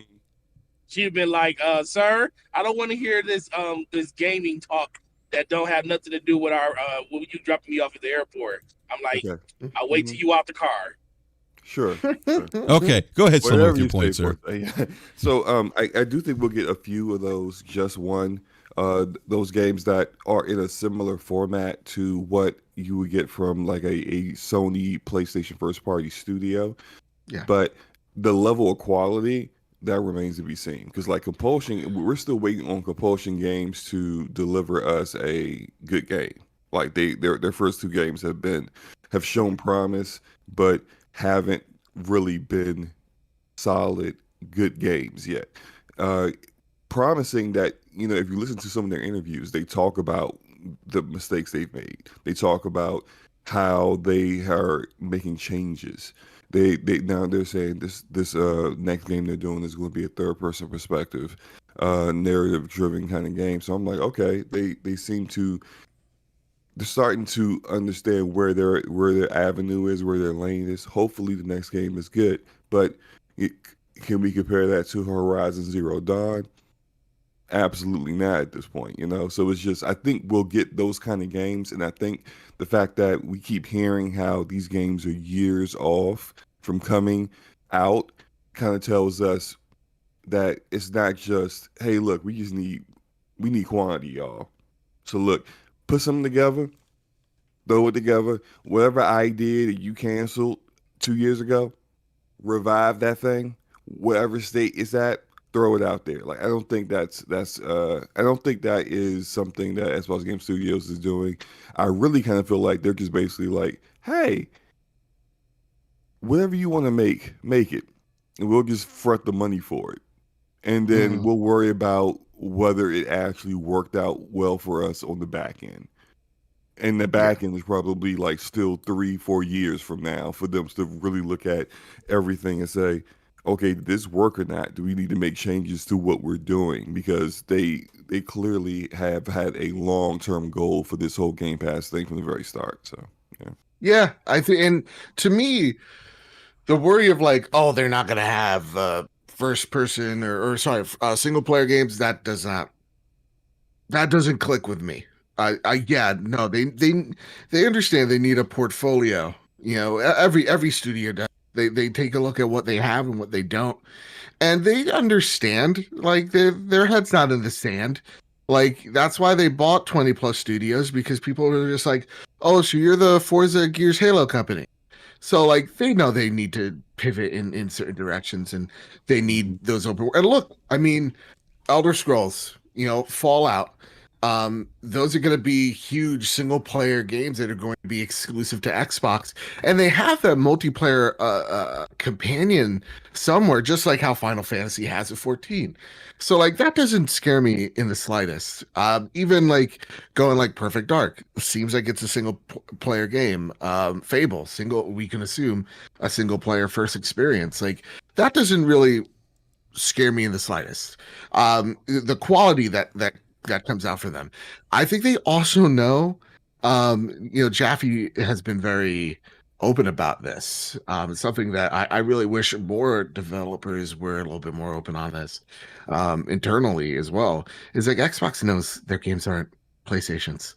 I mean, you saw their internal dialogue where they're just like, oh my god, The Last of Us Part 2 is this is what we're this is a thing we're working on. They have like, an you know what I entire mean? Like, it's dedicated to reviewing their competitors' games. Can I just make a point real quick? Sure. Yeah, sure. When I was talking about, you know, having a game that identifies like with The Last of Us 2, it's not just about being a single player third person game. Like, when is the last time Microsoft created a game with a character in it that you identify with their brand, besides Master Chief, Marcus Phoenix?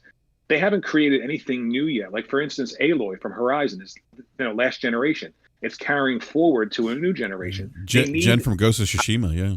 Right. I would say ahead, that they're working. They adopted Senua, and I love seeing her in the front. I think they tried to push Kate after was it DJ did not work.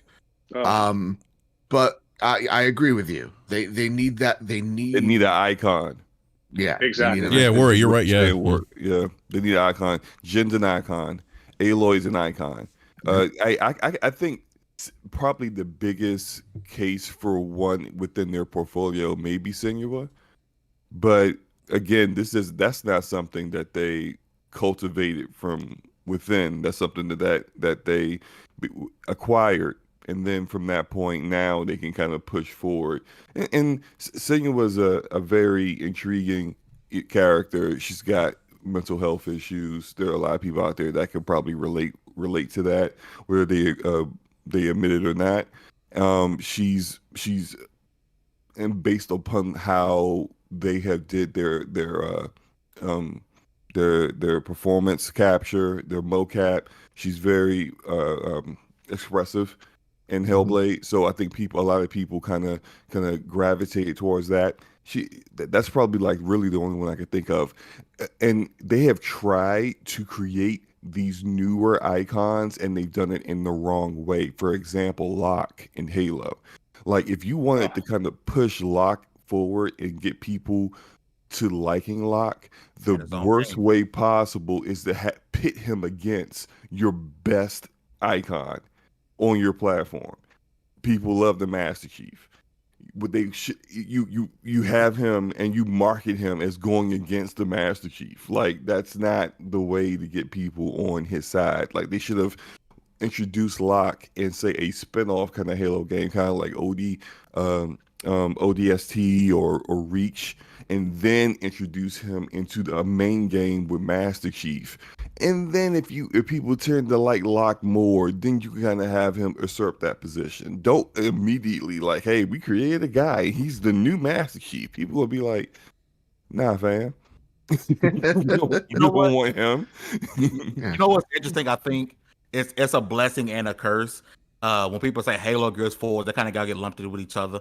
Forza Horizon is arguably the best racing franchise going. And it doesn't because of the Halo, Gears, Forza narrative. Like, oh, it's just it gets the it's just a racing game. But man, we talk about quality. The Forza Horizon series is a quality, even if you don't enter the racing, it is a quality game that unfortunately gets the backhand because it gets lumped into the Halo, Gears, Forza. But I am 100% with you guys on Xbox needing an icon. Unfortunately, it's no longer the Master Chief. I think the past few games, even though I think they need to kill Master Chief. Oh, you want to piss off a bunch of Xbox and PC gamers? You kill Master Chief. But it is time for that new generation of gamers. Hopefully, Senua. I'm a big fan of Senua. Hopefully, Joanna Dark, her revival. Because this seems more like a spiritual reboot than a continuation. Hopefully, Joanna Dark can be that. With Gears 6, even though I tell people, and I reserve the right to be wrong, I think Gears 6 may be the end of the franchise as we know it. If it does continue, maybe they could continue something with Kate, because I love Kate. I hated everything about JD. And it was crazy. I loved Kate. She was great. It should have started with her. It really should have. Yeah. You know what the biggest problem though is with Gears is, you take Kate, right? She moves the same way that like the 250-pound guys do in Gears with all that armor on. Like, there should be a distinction between movement and Gears. It has to evolve. Like, for instance, you can't vault over anything unless you smack to it, take cover, and then jump over it, even when you're not in combat. I do want to point out one comment, if you guys don't mind. It says something along the lines of Game Pass doesn't kill sales, but Call of Duty won't go into it. Why that makes no sense. Okay, so Game Pass doesn't kill sales. That's a fact. We've seen it live multiple times now. The reason why Call of Duty won't go into it is because they can make more money without it. That's why Xbox is trying to prove right now that Game Pass is viable. Right. So Game Pass is viable, and you should be on this service by putting games like MLB The Show and by putting games like Outriders on, and growing that service to be so big that you're going to have even like sports games. Like, when you take a look at where the profit is for sports games, it's all in microtransactions. Like, the sales are great, but overall, if you could open that base to even more people, it's the microtransactions, it's the cards, it's the literal like slot machines. So it's literally trying to prove to Activision, that technically really just has one game every year, say, hey, you can make way more money if you put this here on Game Pass, and we'll give you a lump sum on top of that just for a safety net. But that's really just trying to prove to a billionaire that doesn't care if you live or die, saying, hey, you can make more money and more profit here. Yeah, it's something that they're still trying to prove. The service is getting there. It's just not there yet. So again, Game Pass is great for games that are trying to build audiences, that have audiences that could grow. But if you're Call of Duty, that makes buku amounts of bucks. I mean, you're the top seller every year, every month. You're in at least the top 5, if not the top 3. there's not a lot of reason for you to say, okay, let's go to Game Pass. Exactly. So again, Xbox has to prove that. And I guess I'm not a PlayStation fan because I see value in Game Pass, but that's fine. Isn't that the struggle? Isn't that the struggle? No matter what you do, I go back and forth each week. One week I'm the biggest PlayStation fan. The next day I'm the biggest Xbox. People are so fickle when it comes to that, man. Just like what they're like idiots that can't think for themselves. They See, want to be me, told that's what to normal. think. Isn't that normal? Yeah. Week to week to like different things and to I know. It's crazy. Appreciate different things. It's crazy. It's crazy that I could corporate appreciate a skill. PlayStation 5 and I could appreciate an Xbox and cover one of those things and try to be objective about it. It's Hey, fucking nuts. worry. Imagine being a fan of games and liking different things, right? Imagine that, right? I Blows mean, yeah, my but you mind. could still be you could still objectively say that, Yeah. right now, PlayStation games, their first party is just on another level. Absolutely. And can Microsoft get there? Anything is possible, right? They've got a lot of great developers, but I'm not just going to, jump up and down because they spent $8 billion on Bethesda. I want to see these games come out. Absolutely. And that's a fair assumption. I wish That's people fair. had that. Absolutely. Because like the number one thing is like you could buy out. Look, Disney could buy Star Wars. Doesn't mean they're going to make good Star Wars, right? And they're not. Yes. Well, listen, Mando's great. Mando, Rogue One, best Star Wars. But I digest They're bad or whatever. great. It's digress, not digest. Jesus, my fat self. That's Right, the first that's thing I okay. go to. But no, like just because you have the wampum doesn't mean it's going to equal out the quality. You have to have those people in place that are going to make sure that quality is there. For PlayStation side, we see people like Shuhei, we see Herman Holtz, but we know that there's several other managers out there maintaining and producing these games. Xbox, we see that they don't have that yet. And I think and I hope that Sarah Bond is hopefully one of those people that are instrumental in making Xbox that. This is not a flip the switch, everything is now great. It's okay. Now let's see some stuff. Now you got these 20 studios. Now you got no more excuses. Let's start seeing this stuff. And it's awesome to see that Microsoft's like, yeah, Bethesda just put it out there, And yes, casual, I do digest. I digest too much. So yeah, it is what it is. Oh my goodness, that's You got to now show us. Yeah. Yeah. Well, no, that's gentlemen, that was a great. Again, it wasn't a official topic per se, but a great conversation nevertheless. I do want to move to the last topic of the show regarding Nintendo Switch Pro. It sounds like if you guys saw this, this report came out about 24 hours ago. An accidental Amazon listing shows Nintendo Switch Pro. I think it was Amazon Mexico, I believe it was. But it sounds like this is a recording. There's a couple reports out, but Bloomberg is reporting that Nintendo Switch Pro will be coming this year. It will be announced before or doing E3, to which pre-order should start soon. I want to go to my man Gaming Forte here because Forte has his pulse to the retail market. And Forte, have you seen anything, sir? Have you seen anything? Because I know you Any see SKUs things. pop up? Any SKUs pop up? Why are you trying to get people in trouble, bro? Well, Forte, You came on here. You came on here, sir. It's a legitimate question. What's up? Well, no, there has been no mystery things that I have seen that popped up. So more than likely, they're not gonna. Honestly, a lot of that stuff hasn't really been popping up until like a day or the day of, or a day or so later. Like when even when a lot of these pre-orders and stuff go live with these Nintendo Directs and stuff, we usually don't see them until either 2 hours after or about a day after they actually get announced. Because people be trying to come up to the store, pre-order all that stuff. It's like, no, it's not in there yet. Check with us tomorrow.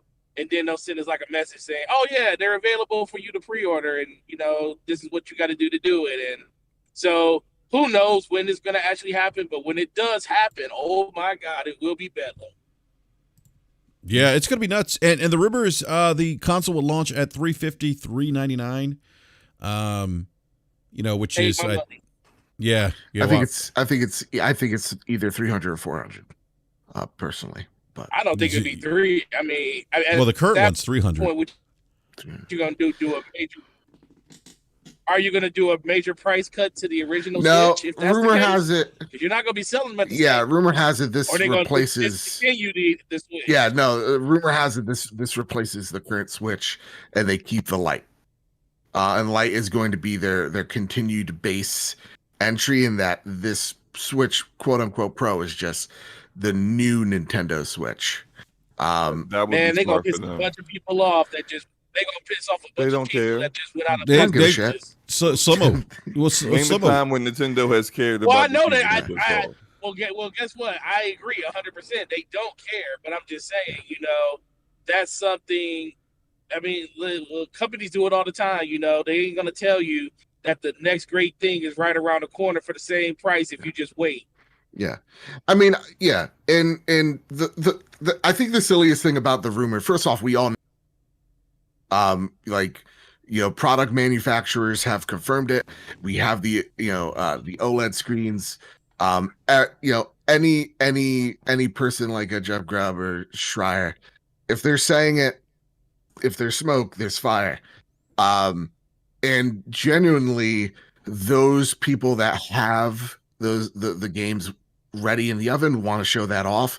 So yeah, I do think by maybe next week we're going to hear about the Switch Pro, or maybe at E3 we'll hear Nintendo talk about the Switch Pro. But I don't know about you guys. I don't really care. I don't am I like alone in this statement? I think it. Alone. no, I don't think Slomo cares either. I don't care about it because they haven't made a game. You guys are in the minority on that. Absolutely, I totally understand that. And But I think that also is one of the fine. silliest things about this rumor gonna be yesterday or tomorrow. They're just gonna like shadow drop this. And I get it, like Nintendo's somewhat weird like that, and they're unpredictable. That's what makes them Nintendo. But no, they would announce something. They would give you a little heads up, maybe drop a tease. But I assume maybe after Memorial Day we'll hear something from Nintendo. But this is what they do as well. They like to refresh it all the time. Well, see, Look, the reason. Okay, so where the the game's reason at. I care about this. That's all we Listen. care about is where the game's at. No, screw that, dude. Screw that. Listen, the Screw only that. reason I care about. Listen, the only reason I care. Listen, the only reason I care about this is because it's tied to a bunch of stuff that they ain't talking about yet, like Zelda, Metroid, and stuff like that. Because I think they want to showcase and release those games in line with this new concept they come out. That's why I can't wait. That's the only reason. Look, it's not because I want to have a better Switch to be able to play these games on. A lot of people want to have that. They're gonna convert a good 30 to 40% of their player base probably as soon as they announce this thing. But for me, it's tied to the games that they're not talking about because they don't want to talk about them in line with the old Switch. They want to talk about them in line with the new one. And even though you'll be able to play them on any of the Switches, they're going to market it like that game is going to be best played on that new system. So that's why I want this to hurry up and happen, because the fact that we keep not hearing nothing about Breath of the Wild 2, we haven't heard about Metroid in 2.5, 3 years almost. We'll hear about those things at E3. We're going to hear about all that stuff as soon as they start talking about this Switch Pro. It's the worst kept secret ever. It's been 2 years. This thing has been leaked so much over the last 2 years. They just need to go ahead and do it. Yeah. No, I agree. I think it's about. I'm sorry. Go ahead. No, go ahead, Worry. Go ahead, man. I was just going to say, for me, I'm thinking about how capable is the system going to be, and if it's capable of running, say, natively Xbox games through Game Pass without streaming them, then say hello to Xbox games on another platform natively. It's going to be available, streaming if Microsoft makes Game Pass available. But if the new Switch is, say, it's capable as an Xbox Series S, then I think Game Pass goes there and you get Microsoft's games natively through Game Pass on the Switch. Because Phil Spencer gave that interview and he said these games are going to exist on platforms that Game Pass is on. And when he said that, he laughed. He kind of chuckled. And I think that's a way out of the whole exclusivity thing on Xbox. If it's in Game Pass, it's exclusive to Game Pass and not just Xbox. Right. Yep. Yeah, and that's kind of what it's great you mentioned it, Worry, because Slomo caught a lot of slack for saying that. Look, the Xbox console isn't the platform anymore; it's Game Pass. Right. Game Pass is the platform now for Microsoft. And a lot of people didn't. Yeah, didn't they're like a to hear service that company. I because mean, yeah. All they care they're a about hard- is the console. Yeah. There's always going to be hardware companies that make hardware, and I don't think that even though Microsoft makes Surface and Surface Duo and stuff like that, most people aren't buying those pieces of hardware when you compare them to, like, say, phones, tablets, and PCs. So if Nintendo is always going to make hardware and it's going to be successful, and PlayStations are always going to be successful worldwide, then in order for them to be successful, Game Pass has to be on those platforms. Yeah, no, that's a great point. So I think there's someone in the live chat, Slomo, doesn't think that this rumor's true. Am I? Yeah, I just don't think he's been paying attention, because Nintendo cannot say anything, but then Nintendo isn't making their systems all by themselves. They don't make the chip that powers it, the APU. They don't make that. They don't make the screens. They have other businesses who do those things, who partner with them to provide them what they need to make that. And all the information that people have about the Switch Pro is based off of the fact that NVIDIA is making a new Tegra chip and the only customer for the Tegra chip really in gaming right now is Nintendo. It's either going to be one of the Orion chip or the Xavier chip, whichever one, considering that what we know of what they are trying to do. And Nintendo has acquired a whole bunch of screens that are bigger than the current screen, and there are OLED screens from Samsung. So this is stuff that is known, has been reported on. It's been reported on from Samsung and NVIDIA on what they are doing.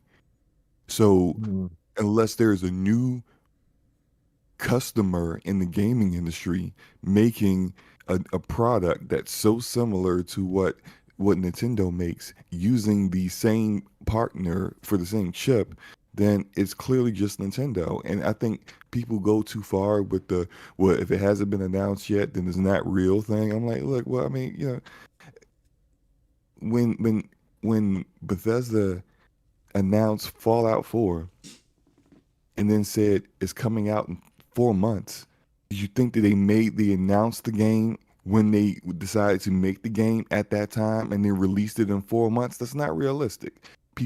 Companies work on things and they don't tell you about it until they want to. That doesn't mean they don't exist. Like, that's just very, like, childish thinking. You know, no offense to that guy, but that's just not how things work.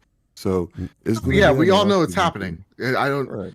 Like, I know very little on Nintendo, and I know for a 110% fact this thing is happening, and they just don't know when this thing's coming out because of the chip shortage. It's 100, and again, 110% happening. 110. Like, I'll stake my student loan debt on it. This thing is happening. Yeah, either beginning of 2022. Like latest March 2022, earliest September 2021. Yeah. He's this guy's going back in the live chat. We prefer to see things in color, by the way. To the gentleman who's replying to us. Oh Lord! Wink, wink. right. Oh yeah. Wink, wink, wink, wink. Nudge, nudge. Listen, if you're gonna insult, for all the people that were insulting me prior, listen, if you're gonna do that, just call for the change, or else I'm just gonna call you big dumb idiots and not call you by name. All right. I'm just gonna act like your super chat. I'm just gonna act like your comment didn't even show up. Yeah. So it's literally the worst kept secret in the gaming industry right now. Like, I mean, you have people like journalists who are in the know, talk to people in the industry, are like pretty much confirmed that this is happening. You got this Bloomberg report saying that we're gonna get some kind of, announcement either prior or during E3, and then you hear about, we're going to see the new Breath of the Wild, new Metroid, possibly. So, I mean, again, I wouldn't say that it's too broad of a spectrum out there to say that, because all things point to one thing, like you said, Slomo, the kind of chip they're using. There's only one handheld device that uses an NVIDIA Tegra chip. I mean, that's pretty much. Yeah, so Switch. So the question is this. Who all on the panels day one? Oh, I'm day one. Exactly. I'm probably a dumb hypocrite piece of shit, and I'll buy it day one because I like new stuff. Day one. Yeah. Oh, welcome to the human race. Everybody's a dumb hypocrite, right? Exactly. Yeah, I'm day one too. Only person in here that ain't gonna be day one is Slow-Mo because he got values. He don't want to look like a fraud. That's it. It's I'm not out, that I sir. don't want I'm to out, look like sir. a fraud. I need I to forget. actually justify spending the money. I And forget I I have don't a see Switch every anything. other week. I'm not buying that thing day one. I'm good. Yeah. See, Don't play it there we enough. go. Fame is with me. Almost Fame smart is guy. with Go ahead. me. No, just straight up. Like and this is just me. I'm not saying no one should buy this thing, but I don't see any games that resonate with me that I want to play. And so if I don't like, it's cool to have one. Oh wow, if I dock it, it's going to do 4K with DLSS. Great, Well, you grew great. out of But where am you I going grew to out of play on it? Nintendo though. I mean, you grew out of Nintendo, so I get that. I mean, for Oh me, yeah. I'm still a huge fan of Mario and Zelda, and I still play Tetris every day on my Nintendo Switch every morning. So to me, it's literally a part of my life every morning. I play that system more than I play my PS5. I mean, I play more than I actually play my Xbox because I play it every day. Where sometimes I might not even turn my Xbox on. So for me, having a better experience in whatever capacity is worth it to me. And then I have kids that love Nintendo stuff too, so that kind of buffers it a little bit. But I'm not even going to be like, I'm gonna buy you a Switch Pro. Heck no, I'm just gonna pass down my regular Switch and say, yo, you don't have a Switch Lite no more. I'm gonna take your Switch Lite, trade it in towards this Switch Pro, and then you can have my regular Switch. But there's gonna be a lot of people that are gonna do exactly something like that. I just think as soon as it gets announced, 20 to 30% of their population is literally going to pre-order the system. And you're going to see massive numbers out of it this holiday. If it comes out this year, of course. Forte, I'd be interested to see, and I know that, maybe your store is just a small sample size, but I'd be interested to see how many units you move, how many people actually come back and trade in their old Switches for the Switch Pro when that comes out. Well, people do someone dropped a super chat, by the way. Yeah. Well, people do it just to upgrade colors. Yeah. Wow, that's crazy. They do it just for new power colors. To them. Wow. Let me grab the super chat from our good buddy Boogie Mania with the $5 super chat. Says, not insulting, just want to say what's up to the panel and support the channel. I appreciate that, Boogie Man. Thank you, man. I'm insulted. Dang, I'm insulted already. Dang it. Shout out to you for the super chat, bro. Yeah, so yeah, it's this. I still think this thing's gonna. I think we all agree, like everyone's gonna buy it except for Slow Mo, but this thing's gonna sell gangbusters. It's gonna be. I mean, it's gonna be nuts. It's gonna be nuts. And Fame's not buying it too. No, I'm gonna be looking Fame's at not buying it. I'm looking at Fame. The moment I'll get it at some point, but I mean, I forget I have a Switch every week. Fame, I'm gonna be looking at your timeline for the first month that system's out. We're about to pull receipts on Fame. I'm a fraud. I might end up getting it, but so right now I'm saying I'm not. I know you are. See, Fame's gonna end up getting it. I got it. All you gotta do is say, "I'll be pocket watching that timeline, Fame, to make sure you ain't got one in that first week." But look, let me say this though, because my opinion is subject to change upon a game that I'm interested in actually being there. Oh, here we go. Here's the out Forte. No. This isn't an out. This isn't an out. This is me being consistent. There are two games right now that I've seen in the past 2 years that I would play, but they're not like good enough, or I'm not interested in them enough to rebuy another Switch. Now, when I did buy a Switch, it was because they had secured some nice second-party deals. And they were exclusive to the Switch, so I couldn't play them anywhere else. Marvel Ultimate Alliance 3, Fire Emblem 3 Houses, Astral Chain. Those 3 games came out within like a good 4-month period. I was sold. So if they do something like that, because like again, I don't care about Nintendo first-party games. That stuff it's video game NyQuil for me. I will fall asleep on it. But if they get some actual good third-party deals where it's exclusive to the Switch, again, then yeah, all right, if that's the only way I can play something that I really, really, really want to play, bet I'm in. But until then, yeah, that's great. That's great. They improved the hardware. They got the hardware up to Xbox One X standards. Great. Yeah. I'm not buying it until they give me some games I want. So yeah. That's fair. And you're being a smart consumer. You Nintendo hater. Hey, let me grab the super chat before we wrap up the show here, gentlemen. We have Alvin with the $10 super chat. Thank you, Alvin, for the super chat. Says, last Nintendo console I bought was a Wii. I'll be back when Metroid proper is, but I get that I'm the minority. So thank you for that super chat, Alvin. Appreciate the support. And want to give a big shout out to everyone in the live chat. Thank you all for coming by. Also, real talk, Yes. Interloper, no, Apple does not use NVIDIA. They use their own. They just started to. They use their own ARM tech. So. Oh, okay. Well, thank you. know. Thank you for that. The more you know, Mr. Babbitt, right? They do it for their phones. They do it for one of the tablets, and now that they're doing it with the iMacs and I believe the MacBooks now as well. So it's not the NVIDIA base. It's their own, and a lot of people really like it apparently. So there, I guess that's good. Yeah. No, thank you for that. Thank you for that, Mr. Babbitt. Appreciate it. But want to give a big shout out to everyone in the live chat. Thank you all for hanging out with us this morning, or this afternoon now, depending where you live. Maybe this evening. Appreciate the support. M1. Thank you, Casual. Sorry.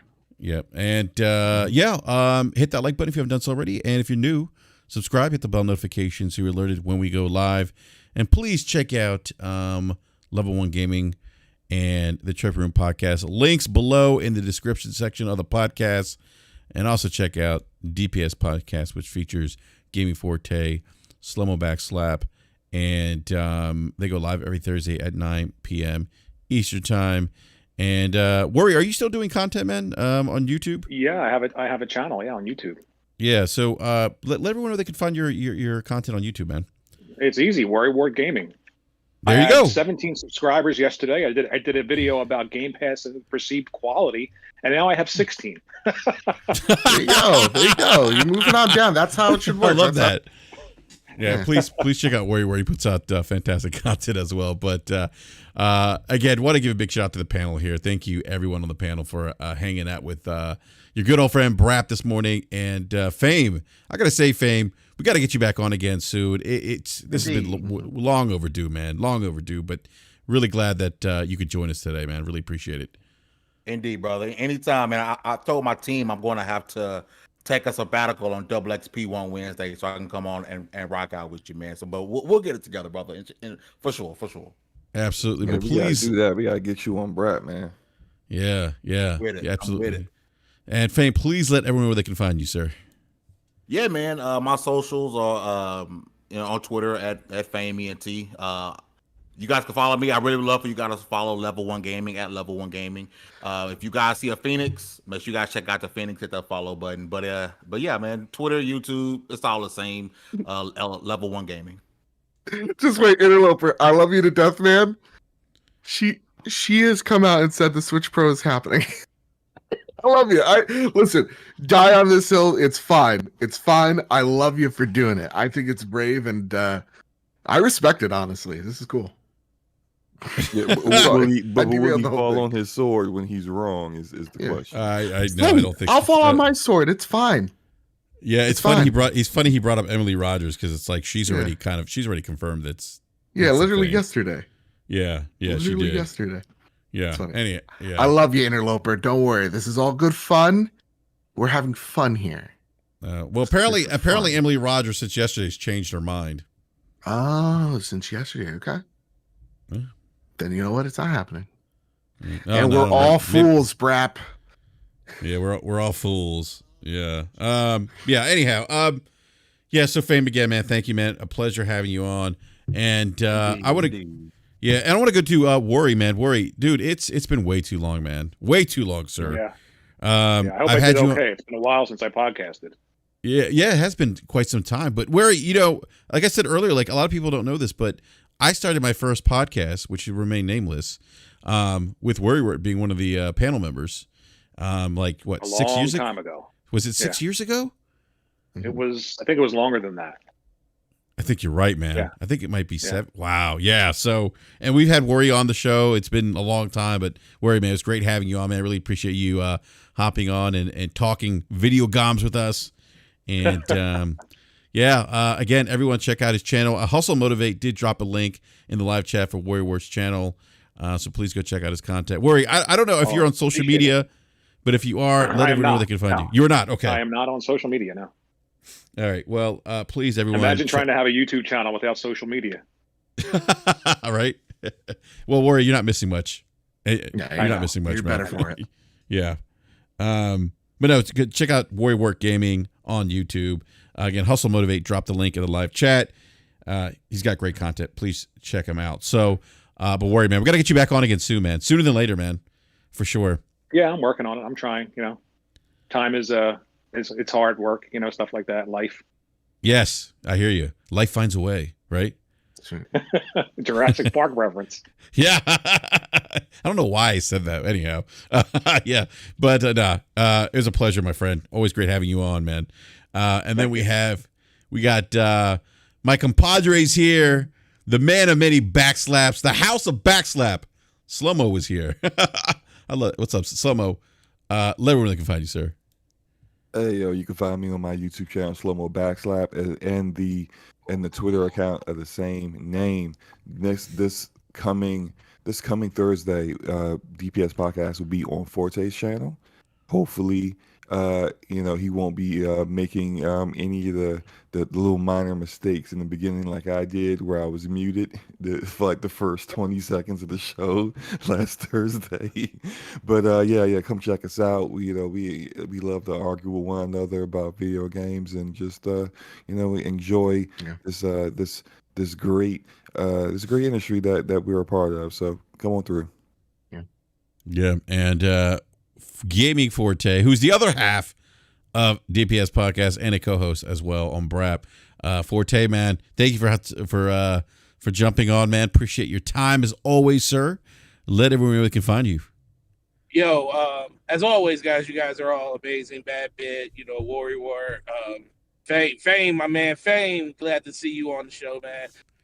Slow-mo, you just being slow-mo. But guess what, slow-mo? You won't be the only one who make some type of mistake, because guess what?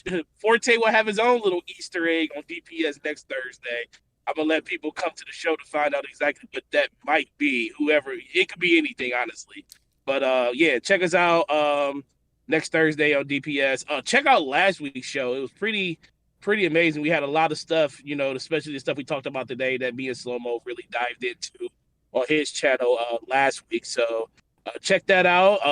It's also going to be on one of your favorite podcast networks. I think the only thing we're on is Apple right now, but everything else we're at. And then check out the YouTube channel, Forte, YouTube and Twitter. Absolutely, man. Well, Forte, thank you again, man, for hopping in. And everyone, please enjoy your weekend. If you're here in the U.S., happy Memorial Day. Hopefully the weather is better than where you're at than where I'm at, because here it's cloudy and raining and cold.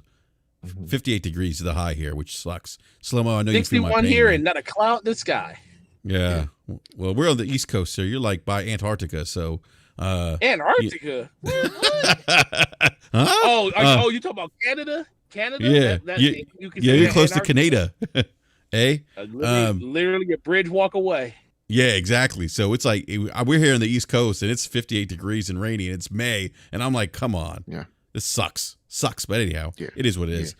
But everyone, everyone, real quick, I don't want to forget Mr. Badbit. Mr. Badbit, always a pleasure having you on. Please let everyone that can find you. By the way, congrats to you and Kyle. Thanks, man. You guys had Greg Miller on. Kyle was on Kind of Funny. I mean, it just salute, man. I'm so happy for you guys. Thank you, man. And more crazy stuff's happening as well. So it doesn't even end there. Over the summer, we're going to be doing some really cool stuff. And if all aligns, all goes well. So you can check the Trophy Room podcast wherever you find your podcast service of choice. You go over at the Trophy Room YouTube channel as well. We post some stuff every week there, the video version of the podcast, but usually it's Apple and Spotify is where we mainly hang out. You can find me at Mr. Badbit and at PS Trophy Room on Twitter. And I want to shout out this article that says Emily Rogers backs today's Bloomberg report about the Switch Pro and could be revealed this week. And I also want to shout out the new Apple M1 chip that replaces the old NVIDIA chips. And then also I want to shout out the M1 line of MacBooks. and iMacs and the latest and iPad Pro Amen. that has those M1 chips in them. So I don't, put out conjecture. I just know my shit because I use a little thing called Google, and it works out pretty well for me. 5 minutes is all it takes, y'all. 5 minutes. Wow. Look up Emily Rogers Switch Pro. Moving right. You just type in M1 chip replaces NVIDIA. You get the article right there. It's easy. But bad bit, when you provide all this information, people just move the goalposts. Now, or like they change it, or they're like, I didn't say it. Right. I didn't say it. They won't admit it until it's like literally being announced, and then they act like they never said it. Which is fine. You could do that. I don't care.